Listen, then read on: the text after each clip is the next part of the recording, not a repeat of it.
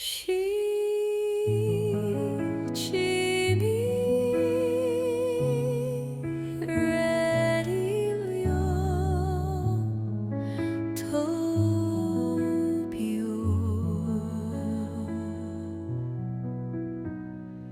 you tell us what's iconic about JRPG music? Yeah, so I think the first thing is that in a typical JRPG, it's a very long game. Like typically, these games are much longer than other games, right? Like some JRPGs nowadays can easily take more than 100 hours to beat. So you spend a lot of time listening to the music, especially back in the day where there was no dialogue, so it was only music. So you spend a lot of time. So it better be good, otherwise you're going to get tired of the game very quickly. And also you have, as you said, kind of like this a big emphasis on storytelling. And so because you have these emotional connections with the world, the characters, the story, and the music is part of that and brings emotion to those scenes and complements that emotional feeling. And this over a long period of time. So obviously the players are going to build a strong emotional connection to the game, the characters, and the music. So that's the main difference compared to other games. And also I think one of the main key differences between JRPG maybe and games of, for example, in the 80s, like Mario. So Mario, you play the game, you have maybe one song per stage. Or maybe you might even have the same song for different stages, and so that kind of stuff. But in an RPG, you have so many different places you visit, and you have to have a kind of like a separation between, when you're a safe area and a danger area. When you're in an area where things are slow and you're gonna talk to people, in an area where there's danger, or when you're directly in battle compared to when you're outside, and so. To kind of like make the separation between those different moments, the sound is the most important, especially at a time where the visuals were very, very basic. The sound was kind of like creating a lot of that mental map, and it helped the player imagine things. And so that's kind of different from a game where you just have one song for the whole game or one song per stage. JRPG has a different structure, a different rhythm, and the music is part of that since Dragon Quest 1. If you go to sad town and then the music is always following, and then you can more into the game with the music. A good example of that is for a game like Pokemon. So Pokemon on the Game Boy. So again, very simple graphics, very simple chipset as well for the music. It's really like black and white, like a very simple game. But if you listen to the melody and the way it sounds, for example, from the first town, it's very happy, upbeat, uplifting, and so on, compared to later in the game. Yeah. And then at some point later in the game, you have this town which is full of like a specter, ghost type of Pokemon. And it's kind of like the spooky town, and so the music is very full of dissonance, full of So that music itself, the graphic is literally just like black and white pixels. So you cannot really show any vibe of the place with the graphics, with the visuals. So you have to do that with the music, and that's extremely important to create that emotional connection, for the player, and that works very well. So that's a very good example. But Dragon Quest is like that as well. I was just going to add one of the main important points of video game music on the NES or the Famicom, and then of course the Super Famicom or Super NES, is the importance of melody, because you cannot really create a very atmospheric sound or a soundscape or anything. So the melody is the only thing you can really have. So the fact that so many of these melodies became iconic over time is because of those limitations. So they only had to create a melody. Whereas if you look at modern movie music or modern game music, it's way more ambient, it's more like progressive, it's more like different sounds and so on. So you don't really have that much importance on melody. Exactly. So it's more like a background sound instead of like to set the mood rather than a melody. So I think that's why some of this older game music is much more iconic than more modern game music, although as we're going to see there's some exceptions. Exactly. So I'm gonna pass the mic to our another best friend, Ko-chan, who is also really Hi guys, my name is Gauthier. You may remember me from the Tamago song. And so Etienne, I think we're going in sort of chronological direction here, and we'll start with what we just talked about, which is the Famicom era of music. So, as you mentioned, it's very melody focused because the number of tracks is very limited, so they had to create impactful melodies with very limited hardware. And so we're going to start with the first song. Can you tell us more about it? You know, not everyone might be super familiar with JRPG music, but some of the most popular, pieces of video game music date back from that era. So specifically on the Famicom or NES overseas, you have, the first Mario, the first stage one of Super Mario Bros. Ba-da-ba-ba-da-ba-ba. Or, the Zelda music from the first Zelda as well. So those melodies are still extremely popular to this day, and even in the modern versions of these games, you have some of these melodies that are now with a full orchestra, but it's still there. So that's the power and the impact of those. But specifically in Japan, there's probably one game that has more influence than any other, and that's Dragon Quest, which we already mentioned, the first JRPG. And to be clear, JRPGs has historically been a genre that's specifically popular in Japan and not that much overseas. But here, such a household name. So the song we're going to listen to, is kind of like the main theme for Dragon Quest. So it's there in the first game. I think it's sometimes called the Lotos theme, which is the name of the world. But basically, that song is so popular that it's a thing that any Japanese person, even someone who has never played a video game, will know and recognize right away. And it's used outside of the video game context. Something you can hear in an Asahi beer commercial, for example.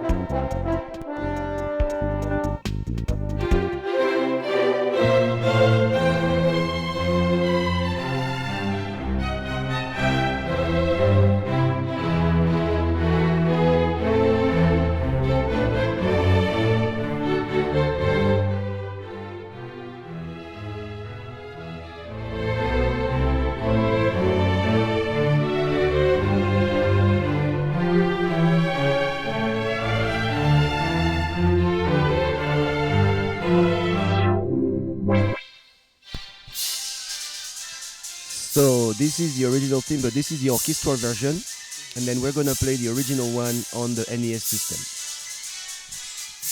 And the composer is Sugiyama Koichi.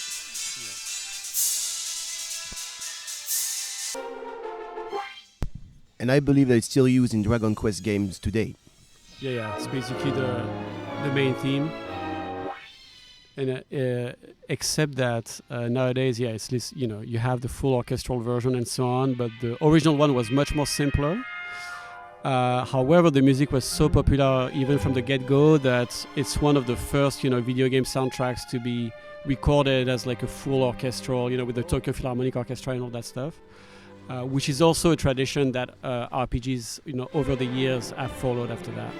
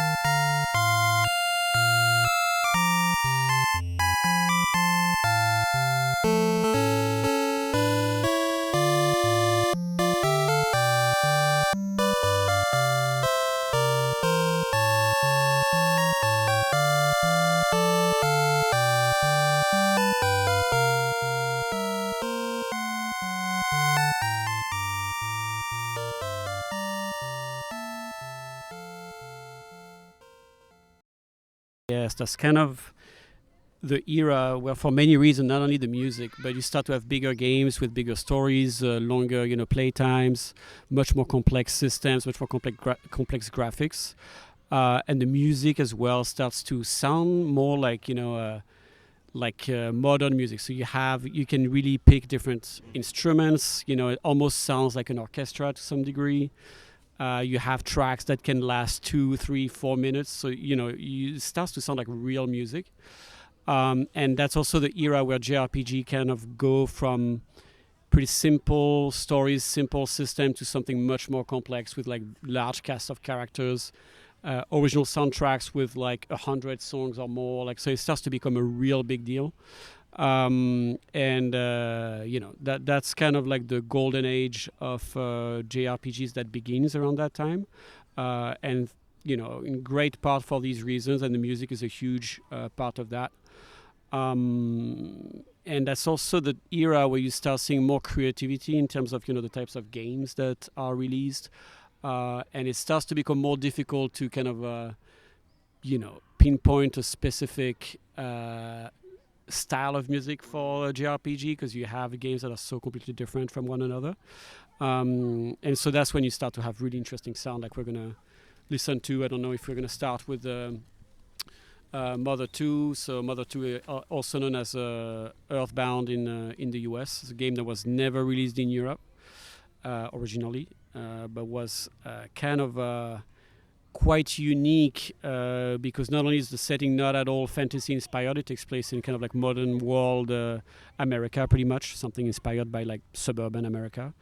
And also, the environments are completely different. It's like cities, deserts. It's not at all like the typical fantasy stuff. And the enemies are like, hippies, aliens, that kind of stuff, like mushrooms, whatever. So it's kind of very random stuff. And as a result, the music is also extremely, unexpected and very different from, something like Dragon Quest.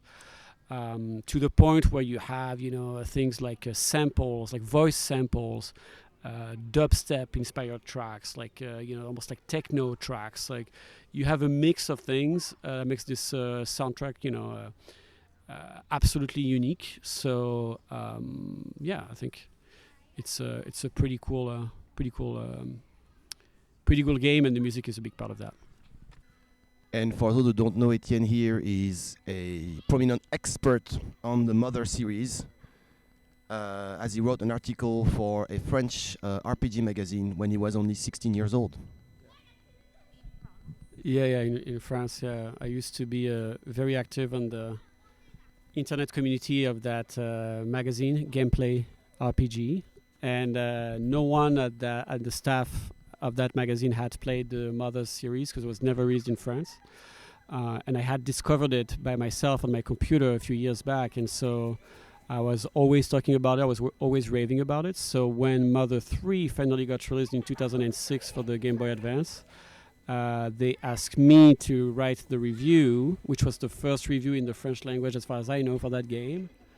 And also kind of like to write some stuff about the previous games of the series. So it was a pretty big deal for me. And it was also the first game that I think I played from start to finish in Japanese, because Mother 3 was only in Japanese. And at that time I didn't speak Japanese at all, so I had to guess kind of what the story was about. But yeah, it was a very good time. So that series has a very strong, meaning for me, and I think for Sachi as well. But I think it's Mother 2 especially is the best of the series and the most classic that everyone knows, and definitely one of the best games on the Super NES. My favorite character is Dosei-san. But what's your favorite character in the Mother 2? It's hard to pick a specific character because there's they're all like interesting and fun in different ways, including the bad guys. Pokey, yeah, it's very interesting. The arc is very interesting. Even the warrior from the future was just like a bee, Buzz, it's called in English. It's very interesting. The alien enemies that you fight are interesting. The Starman, I always remember the UFO characters. You know, is very cool. So you also have I forgot how they're called, something brothers in Japanese. Yeah, the Blues Brothers characters in the US version they're called the Runaway Five. I think in Japan they're called the something brothers. I forgot the names. Yeah, Suits guys. So they're also very fun, you know. Yeah. Yeah, they're kind of like blues, basically blues and rock. Yeah, they're basically based on the Blues Brothers, but they're called differently in the game. Yeah. But anyway, so all of that is, you know, just talking about it, you can guess the kind of game that it is. It's very weird. It's very goofy. And it's a lot of fun, and that can be heard in the music as well. Let's get going with Mother 2 Earthbound 1994, Room Number, the medley.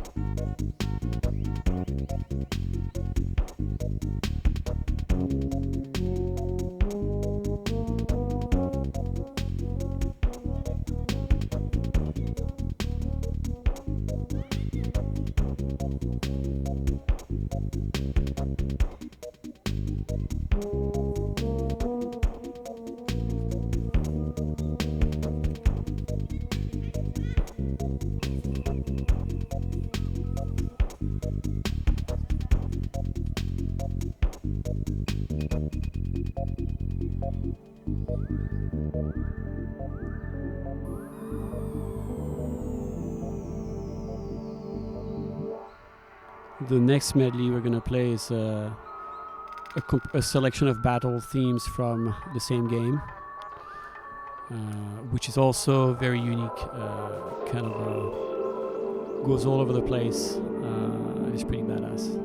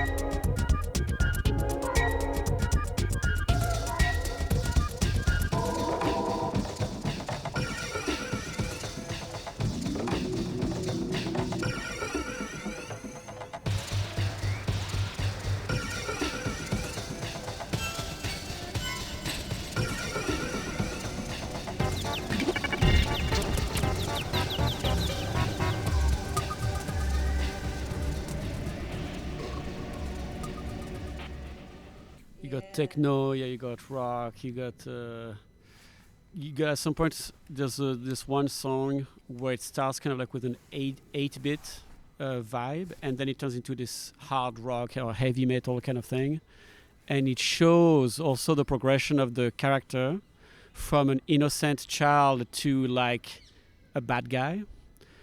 So there's this character that has this whole narrative arc that's unexpected, and the battle music when you fight him translates that into sound.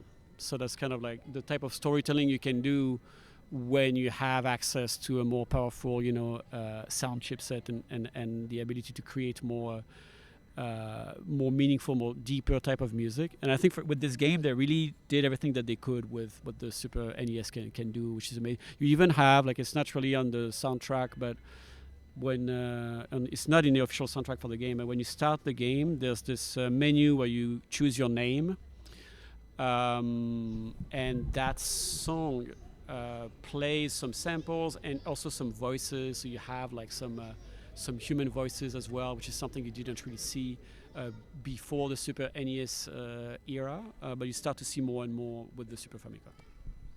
And shout out to the two composers, Tanaka Hirokazu and Suzuki Keiichi.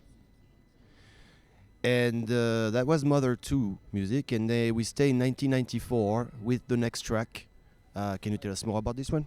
Yeah, you cannot talk about JRPG music without talking about Final Fantasy, and especially Uematsu Nobuo, who is kind of a legend. I know that in Japan, Dragon Quest is, considered and rightly so as the original JRPG, but the JRPG that has made this type of game popular all around the world, and the one with arguably the most mythical, the most cult soundtracks is probably Final Fantasy. And so and that's from the first game onwards. But the reason why we're going with Final Fantasy VI is because you can really see the progression of the genre, not only from the music side of things, but also the narrative structure. So it's by far the most ambitious game ever made when this was released, like 1994. You have a cast of about 15 characters, and they all have their personality, their story arcs, their motivations. They all have their own theme as well. So they all have their musical theme. And so, just like in a movie, when you have a specific character that comes into the screen and there's this theme for this character, you have that in that game. So it's really like probably one of the most ambitious games of that time. And so and a reference basically for all future JRPGs to be released after that. And so we're going to listen to one of the themes from one of the main characters, who's known as Terra in the overseas, but Tina in Japan. And the song is also the opening theme for the game, but it's the theme for this character too. Let's get into it.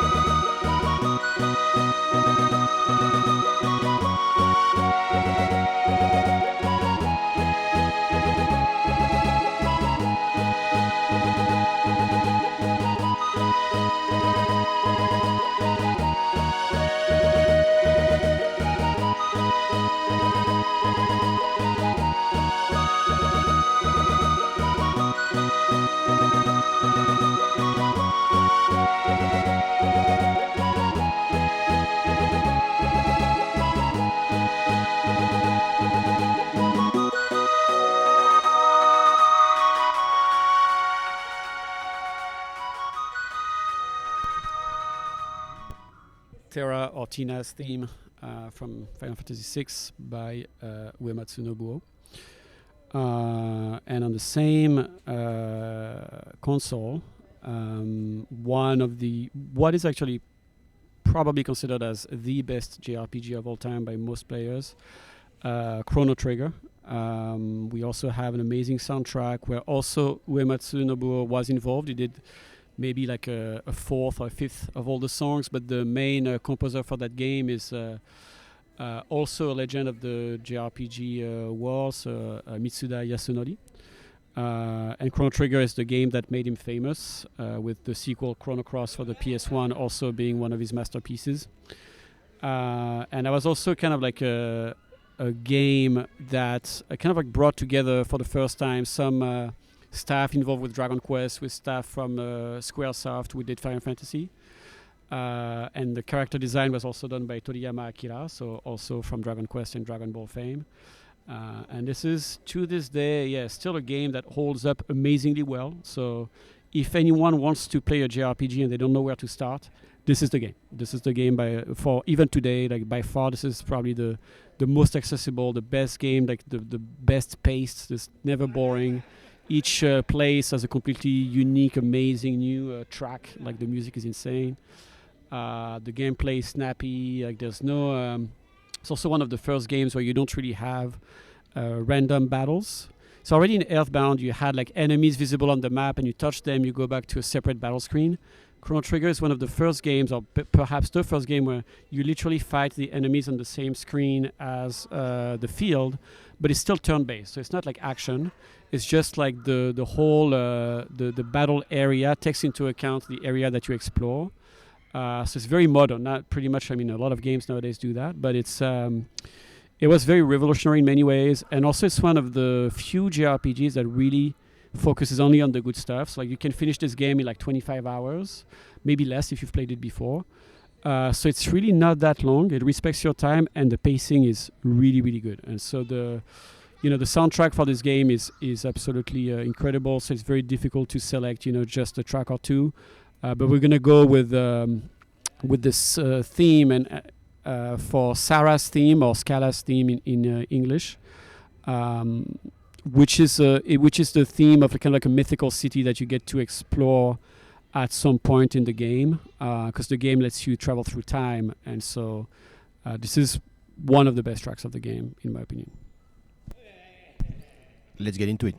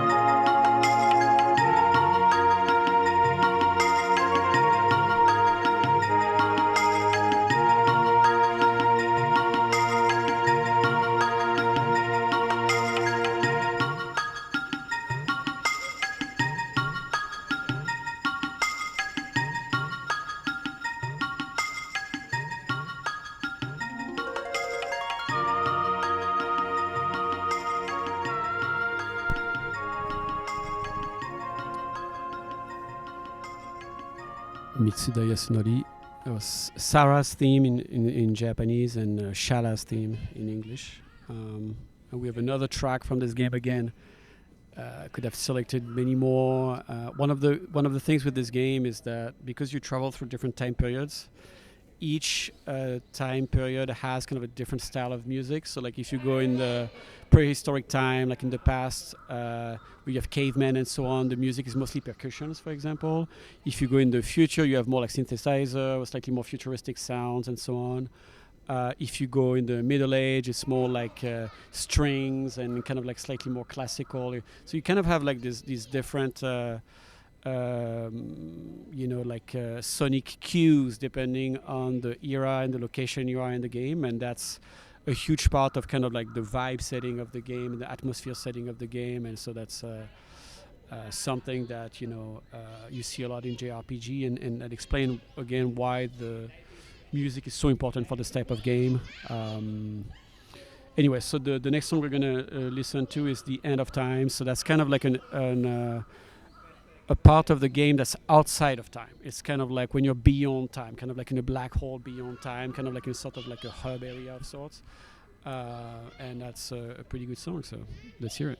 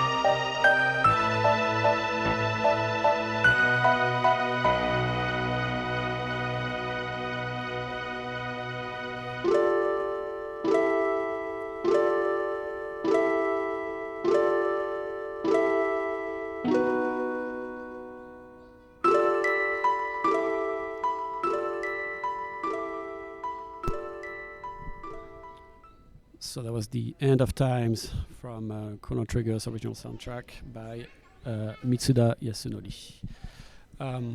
So we could probably keep going with the Super NES or Super Famicom era, but honestly, era, because there's just so much. There's just so many games. But another era that's just as important for the kind of history of JRPGs, maybe even more, is the 32-bit era. So that's kind of like the PlayStation era. And this is kind of when JRPGs became a truly global phenomenon at the time. Mostly thanks to, different reasons, but that's the time where, thanks to CD technology, especially with the PlayStation, you started to have way more, the ability to have computer graphics, CGI type of, full motion videos in 3D that you never before. You could have 3D environment, 3D characters, or a mix of 2D and 3D. You could have CD quality audio, and that was the audio with the CD quality, and also the full motion videos using CGI explain why some of the JRPGs of that era are some of the largest games in terms of the space that they take on the CD on the console. So for example, Final Fantasy VII is 3 discs, Final Fantasy VIII is 4 discs, and so is Final Fantasy IX. And the reason why is because they were just trying to fit so much stuff that they could never do on previous consoles. And so that's why you have like a complete change, or like it becomes so much more cinematic from that time onwards. You still don't have really a lot of, you don't really have, for JRPGs at least, voice acting at that time, but you have a more cinematographic presentation. But the music is still extremely important, again, because that's the only audio that you have. and because the CD quality, really the composers could kind of like go to town and do pretty much whatever they wanted, starting from that era. And so some of the obviously the most cult games from that era includes like Final Fantasy VII, 8 and 9, and those are the games that made this type of game, popular overseas, and also with Pokemon on the Game Boy. But I would like to start first with a much simpler game, just to show kind of like the transition from the Super Nintendo to the PlayStation. It was one of the first kind of like true good RPGs on the PlayStation 1, Wild Arms. And the intro song, so you have a full anime, so it's literally like an anime, animated, intro opening, which is something you could not have really on the Super Famicom. And the music is really cool. So you have like this guitar, this like whistling sound. It sounds like a Sergio Leone movie, like a Ennio Morricone kind of type of song. And to me, it's still like one of the best, RPG songs of all time. And I always, anytime I start the game, I watch the whole opening, in full, just because it's so good. So that's why I wanted it to be in this episode. 1996, the composer is Naruke Michiko, lady composer. Yes.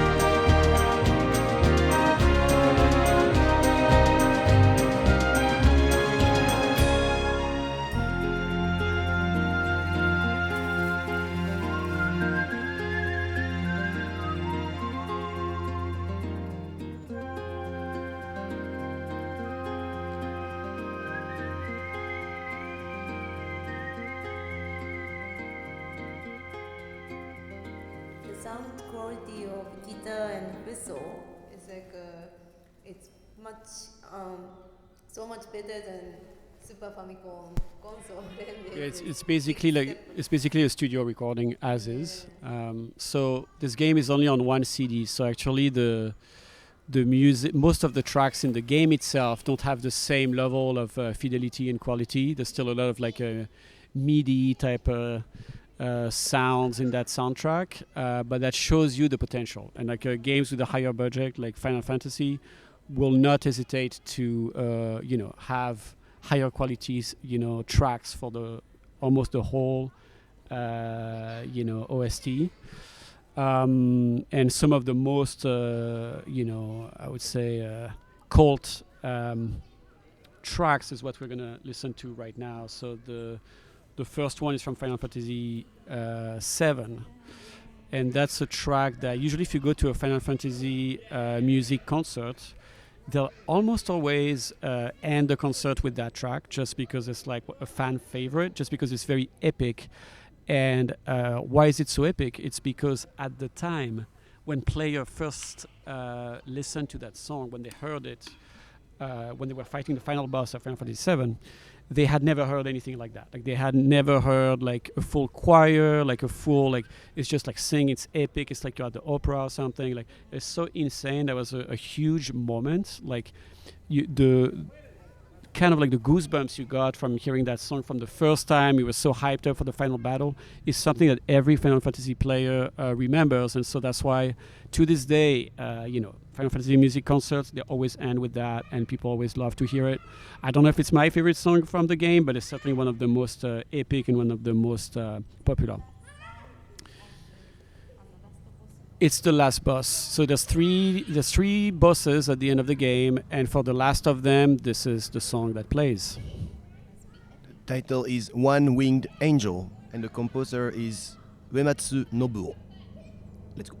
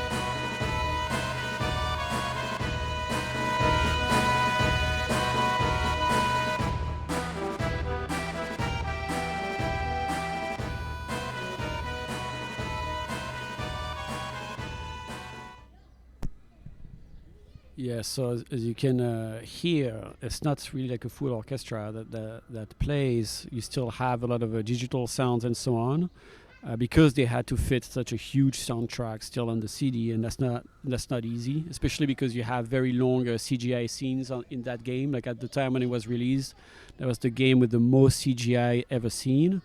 So they really made use of the technology at Squaresoft, and that's the reason why they left Nintendo, where they were doing all of their games before, to move to Sony, so they can access the technology, so they can have better cinematography and better music. But just still, the inclusion of like a choir and such an epic sound was again something very new that you could not have in the previous generations of consoles. So now from the same game, just to show kind of like the range that Uematsu Nobuo has even within the same game, I'd like to play another boss battle theme, so the one from Jenova. There's several Jenova songs in the game, but when you first encounter Jenova, the song that plays, and it's more like on the techno side of things, and it's also very cool, and so I thought it would be a nice addition so you can kind of compare and see the range that someone like Uematsu has compared to other composers. You saw Jenova, you witnessed it, so you're a Jenova's witness. You can say that, yeah.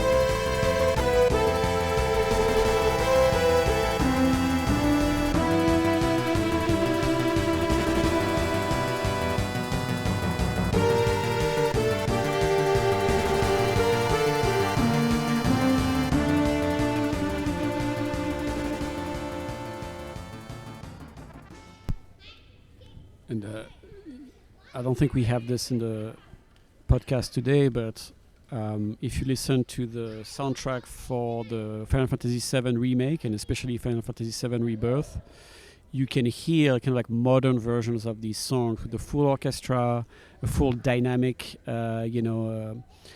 soundtrack where things kind of evolve depending on how you play, depending on the flow of battle and all of that. And you can see how that melody and that sound has evolved also over the years. So that's also something that I recommend anyone to do, is to listen kind of like the modern interpretations of the songs in the recent remakes of those games. Yeah. All right, so after exploring, the Famicom, the Super Famicom, the PlayStation, we saw the evolution of the hardware, and we could say that as today in the modern era, the hardware limitations are almost non-existent. Like you can do any type of music they want, full studio recording, whatever they want. So now the focus is a lot more, I guess, on the atmospheric ambience rather than the melody. And so I think we'll switch to the modern era. And you came with a selection of a few songs, so if you can talk about us. I have one quick question. So it was 1997 PlayStation tracks we play, and we're gonna move on to PlayStation 3. It's 2016. So we're gonna jump 10 years after. 20, yes, it's 20. Why you didn't select any tracks from Nintendo 64 and PlayStation 2, which is like 1996 to 2000? Well, yes, yeah, Nintendo 64 is around those dates. PS2 like 2001 to 2006 approximately, but Nintendo 64 basically there's no JRPG on that console. There's like one or something or two, but not really. There's no real. There's like less than 10, maybe less than 5 probably on the whole console. And the reason why is because it's a console that uses cartridges. So you couldn't really fit a lot of data. So you couldn't actually fit a lot of music on those cartridges.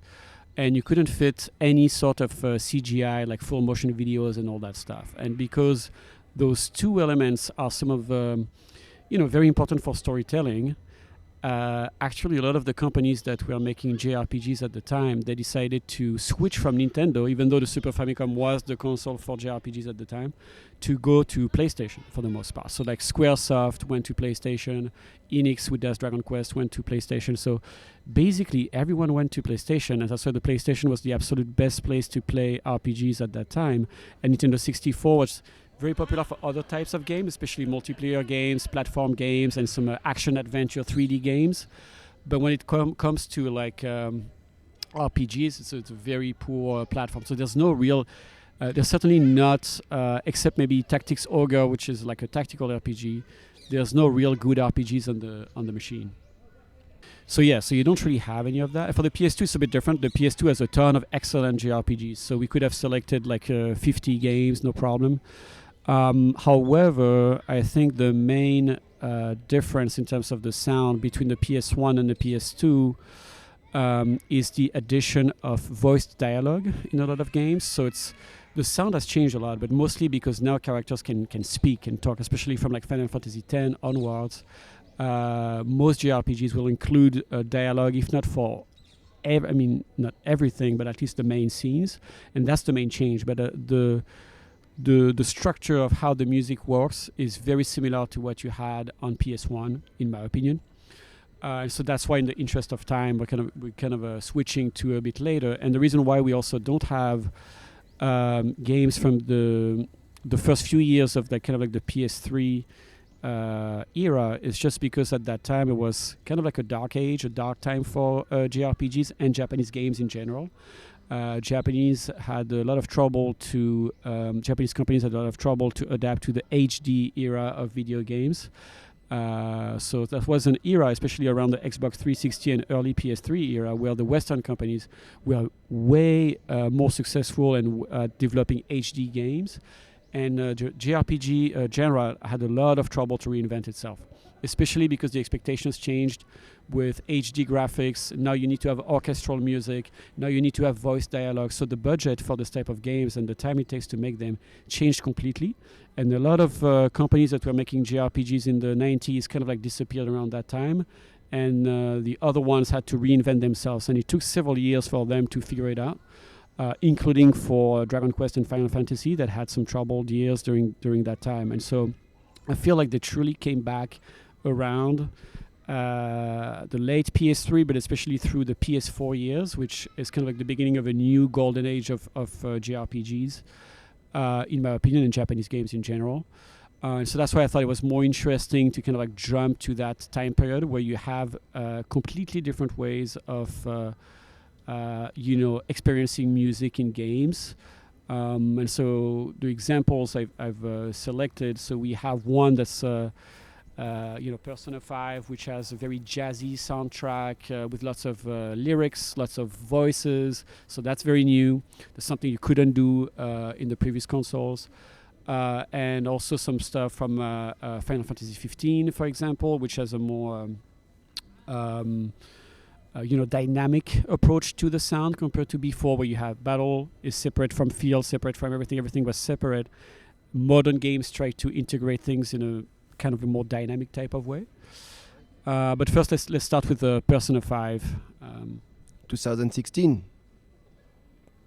Last Surprise. Which is the battle song for the game.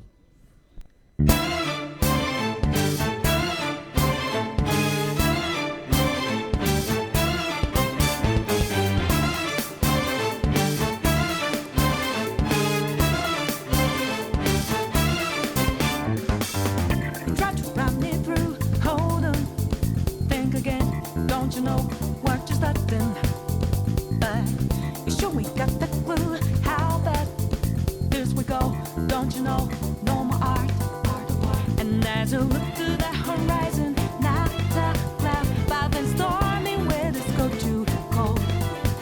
Seems like it crept up out of nowhere, all around you is not what you foretold. You never see it coming.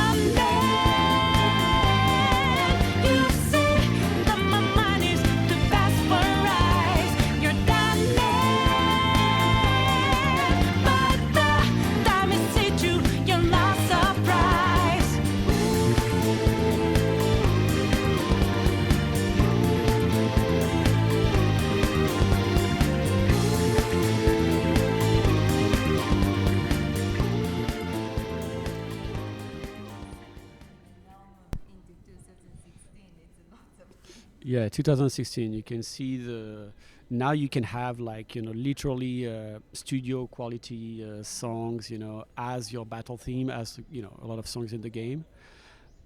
This is a game that made the bold choice of having lyrics, for some of the songs that you listen to the most.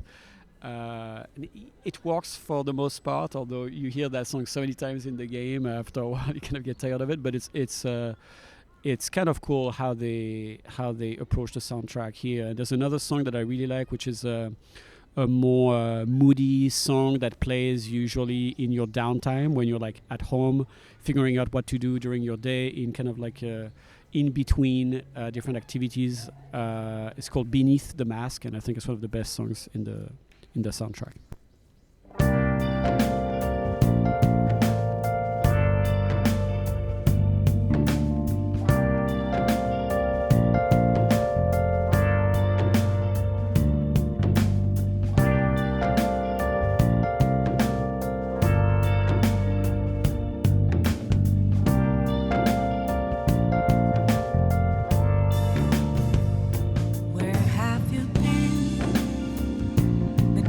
All along, confessing while alone and on, without a clue, without a sign, without grasping it. The real question to be asked: where have I been?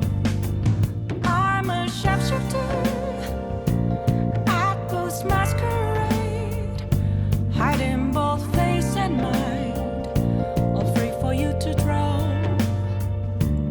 I'm a sharpshooter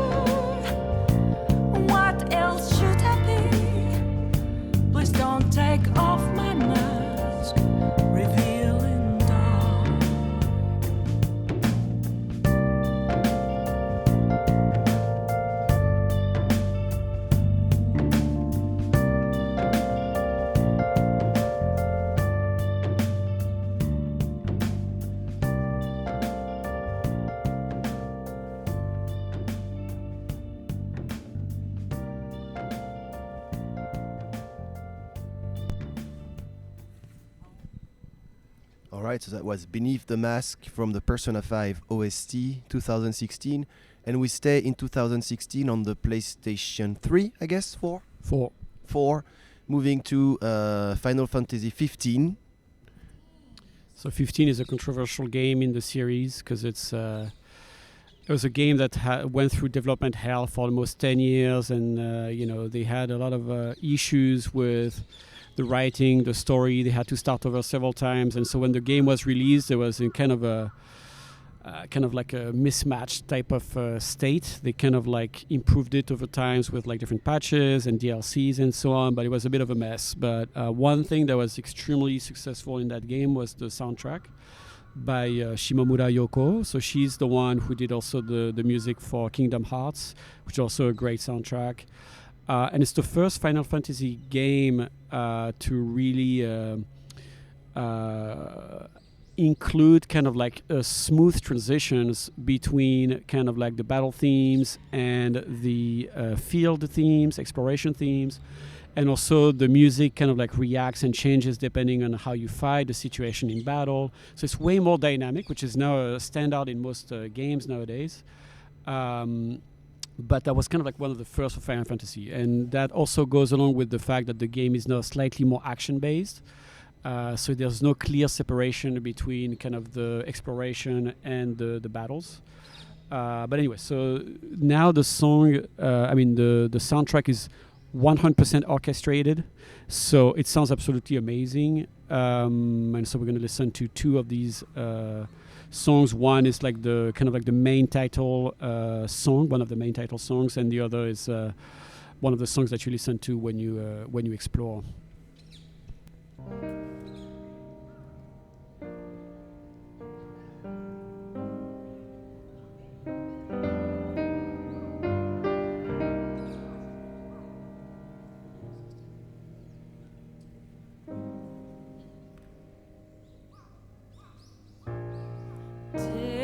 Deus dormit et liberiam faciunt numquam extingunt nec spertici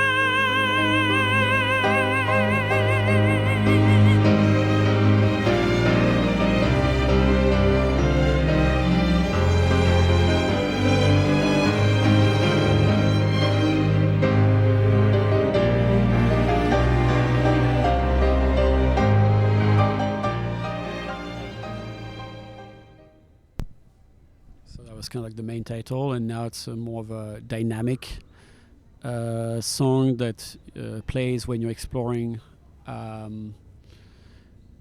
the world, and there's several themes that go along with that. And the one we're going to listen to is called Valse di Fantastica, and it's literally a valse. So it's again, it's very it's fully orchestrated, and it shows you kind of like the progress that this JRPG music made over time.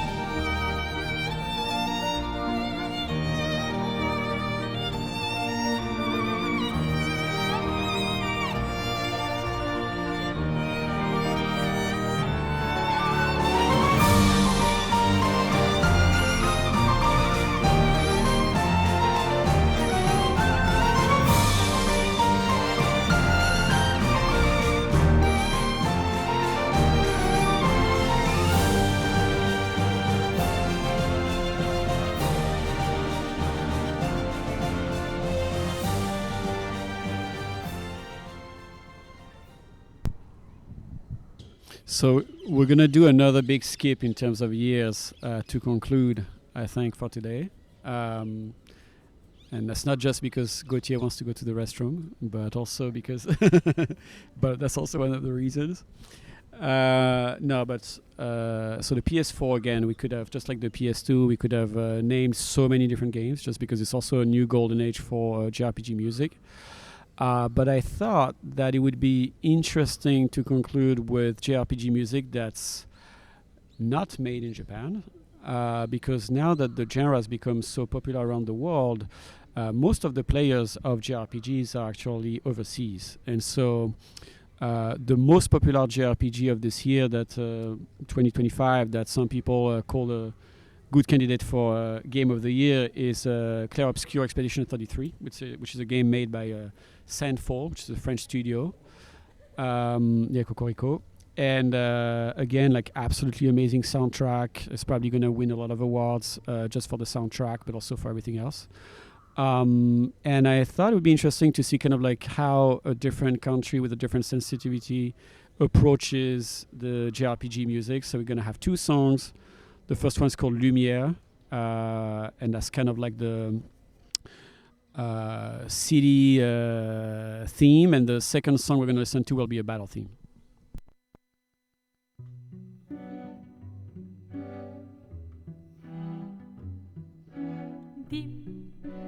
Dam, dadilam, vacarme, s'en va dans l'oubli éternam. Et Gustave, dom guardeam, dilim, didididilam, lutes sera dodilom, seram. Dim, dim, da, da, da, dim, da, da, da, dim, da, di, dam. Dim, dim, da, da, da, dim, dim, da, da, da, dim, da, di, dam. Dans là-haut sera ravi, les toits à sur noir gris fera. Clair, obscur, trouble de rature, couvrera effet.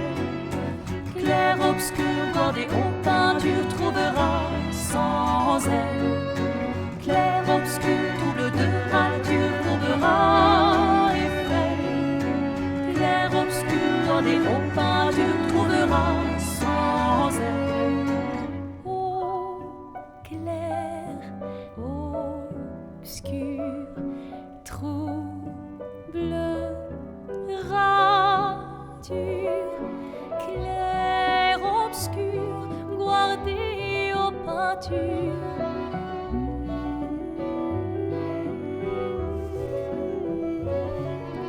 Clair, obscur, trouble de rature, courera effet. Clair, obscur, guardé aux peintures, trouvera sans elle. Clair, obscur, trouble de rature, courbera effet. Clair, obscur, guardé aux peintures, trouvera. Okay, so that was Lumière. So the composer is named Lorient Testard. And the next song is a battle theme, probably one of the best in the games, and the song is called Go Blue. And it's kind of has an aquatic vibe, which you can hear with like the sonar sound that's like pulsating in the song, and also how the vocals are integrated. It's really cool. So let's hear it.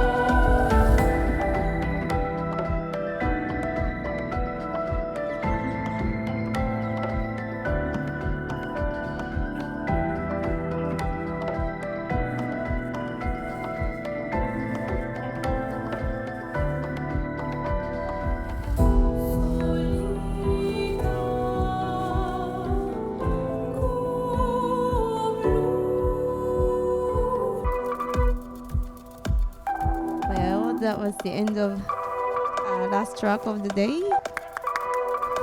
One last topic. We have kaki no tane, ume shiso flavor.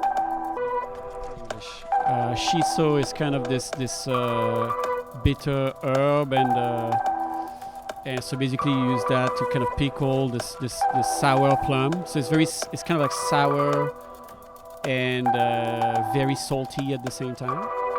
And this is made from rice basically that has been pounded into the shape of like a little seed. So it's called kaki no tane, which means the seed of kaki, which is the name of a fruit, even though it's not what it is. But it's made of rice, and it's usually mixed with peanuts. That sounds pretty good. The rice crackers. Well, thank you so much. That's the end of episode for Kaki no Tane. Thanks, Go-chan, too, for the great MC. Thanks, it was a pleasure. We need to go to the restroom, but I had a great time. And I discovered a lot about JRPG music as well, so. And I'll finish with some kakipi as well. C'est bon. Thank you for listening.